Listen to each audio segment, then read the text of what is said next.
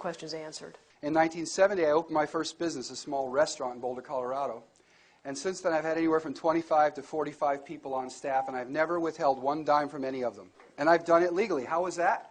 Well, I had this attitude where I'm just going to say no to everything they ask me. So what we're about is opening understanding, teaching about this stuff. It's one thing to know that you can set up a corporation and save money. It's another thing to know exactly how to do it. When you become a Quest member, when you start to study this information, if you go to the absolute depth of it, what you're going to find out is that all the traps, all the pitfalls, and all the problems in your life are of your own creation.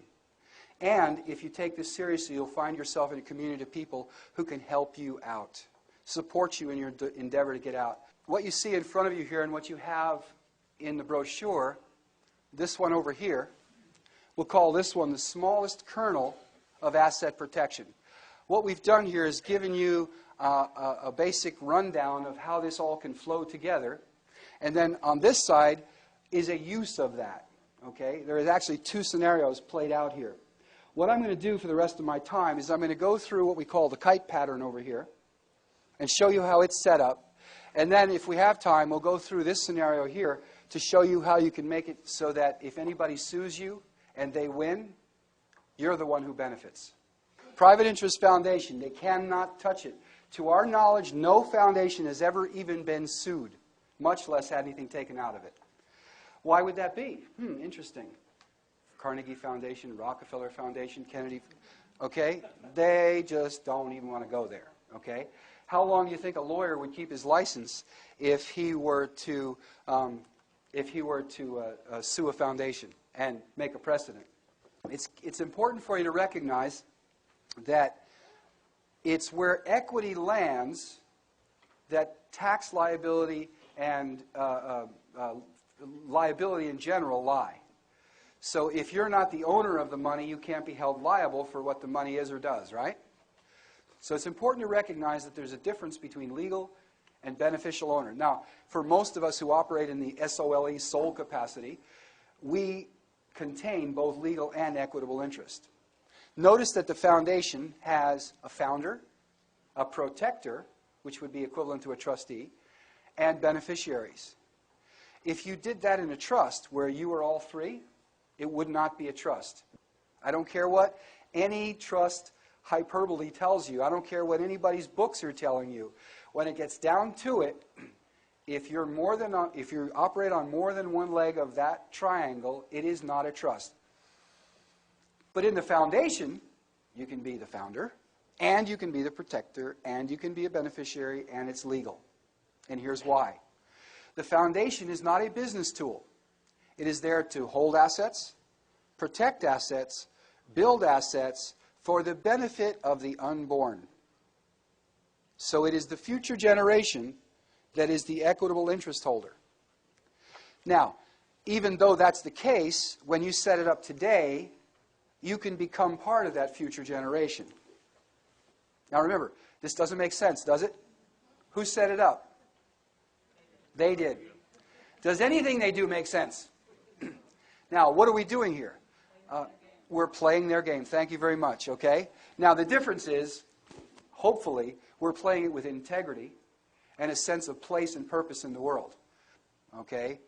We want to operate in liberty. We want to be respectful of each other, okay? Okay, private interest foundation is a unique legal entity in that it owns itself. Congressional record, I'm quoting from it. Mr. Rockefeller, how much did you earn last year? Oh, $650 million or thereabouts. Wow, Mr. Rockefeller, that's quite a chunk of change. How much tax did you pay on something like that? Oh, I don't pay any taxes. How can that be, Mr. Rockefeller? I don't own any of it. It's not his jet. It's the Rockefeller Foundation's. It's not even his suit. Okay. Now, we put the foundation in what's known as an offshore jurisdiction. Now, remember, folks, onshore and offshore are jurisdictional, not geographical designations. Offshore, onshore, foreign, domestic are jurisdictional, not geographical designations. Okay? You can have an offshore bank account right here in River City. Okay? You can operate your business external to the Internal Revenue Code. There's no law that forces you to contract with them. Understood? Okay. So the Private Interest Foundation, we set them up in Panama. 104 years of unbroken bank and corporate privacy. Panama, in its own words, does not allow the piercing of the corporate veil. Panama is the second largest banking center in the world after Switzerland. Anybody surprised? Yeah. Panama is the second largest distribution center for manufactured goods after Hong Kong. Panama has 92 of the top 100 banks have brick and mortar offices in Panama City. Anybody here ever done business with a Panamanian corporation?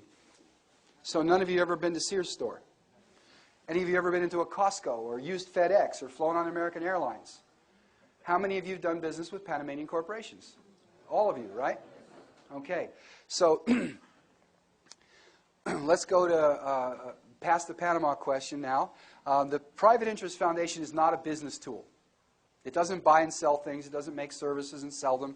It's not a business tool. It may, on occasion, sell off a piece of property or buy something and make some money off it. But those are just building assets. It's not a business tool.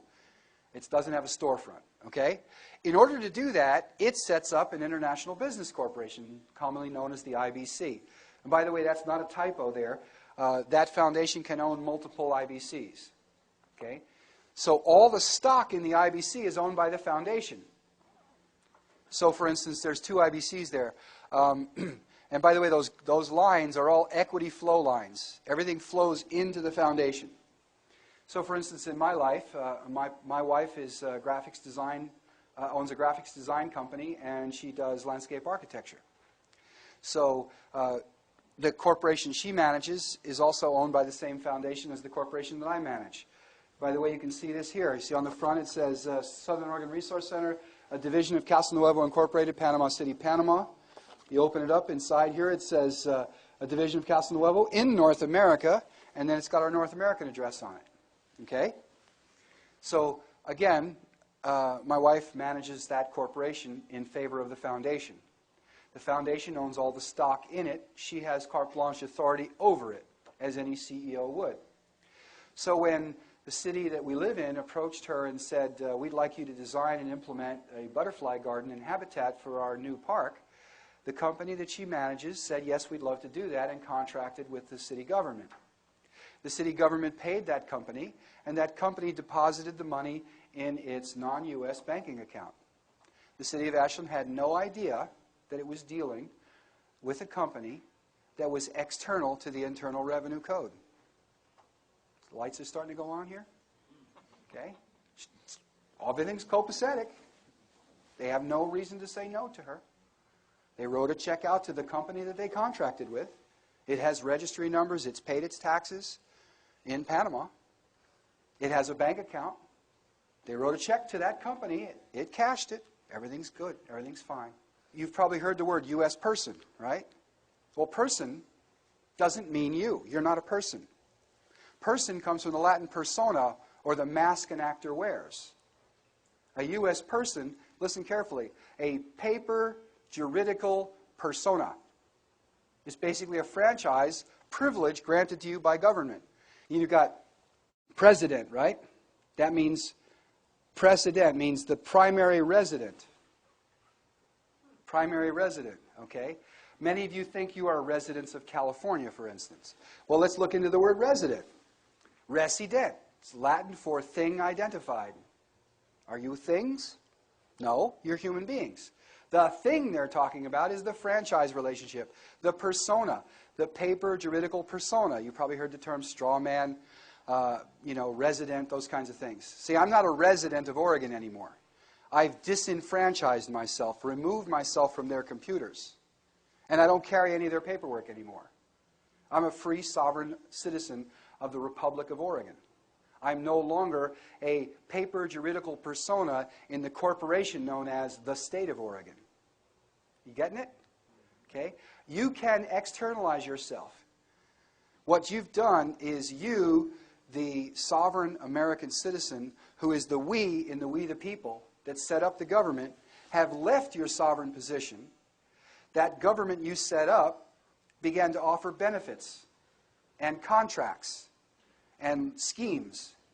And you left your sovereign position and you became a person, a beneficiary a contractee